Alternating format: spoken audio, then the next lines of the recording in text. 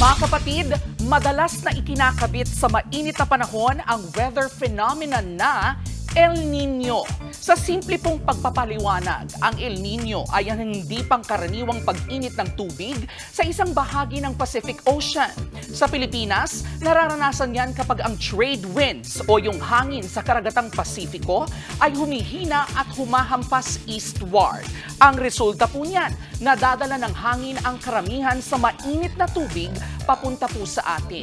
Madalas na itatala ito kada 2 hanggang 7 taon. Maaari naman niyang magtagal ng 9 na buwan hanggang sa 2 taon. Sa kasaysayan, sinasabing noong 1500s unang naitala o napangalanan ang phenomenon ng El Nino sa South America. Nararanasan ito ng mga mangingisda sa lugar na yan tuwing magdidisyembre. Sakto yan sa pagdiriwang ng pagsilang ng sanggol na si Jesus. Diyan naman po nanggaling ang pagtawag sa weather phenomenon na El Nino o El Nino de Navidad, as in the little boy sa salitang Kastila. Dito po sa atin, ang madalas na epekto nito ay ang di pangkaraniwang mainit na panahon na nagdudulot na ng tagtuyot o drought sa bansa. Apektado rin po ang ating agrikultura ng mga tagtuyot. Nasisira kasi ang maraming pananim na nagreresulta naman ng kakulangan sa supply ng pagkain.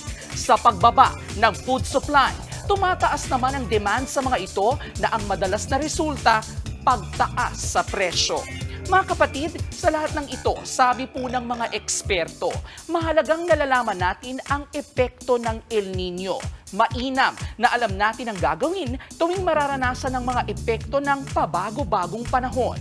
Dahil sa huli, magtutulungan tayo ng ating mga natutuhan. Patunay po sa ating araw-araw na paalalang, ang K-Alaman ay K-Yamanan. K-Okay.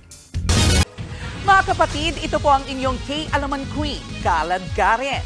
Always remember na ang K-Alaman ay K-Yamanan. Kaya para sa latest showbiz news at dagdag impormasyon, mag-follow at mag-subscribe sa social media pages ng News 5. K-Okay.